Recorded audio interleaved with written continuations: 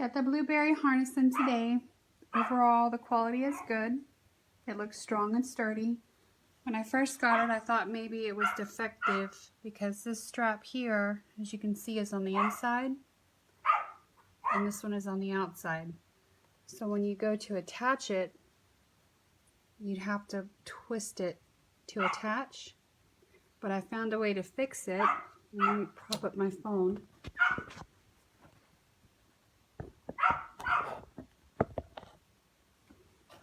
Okay. So if you take this piece here, open it, put this around on the inside, and pull it through. Now you have a piece that will work.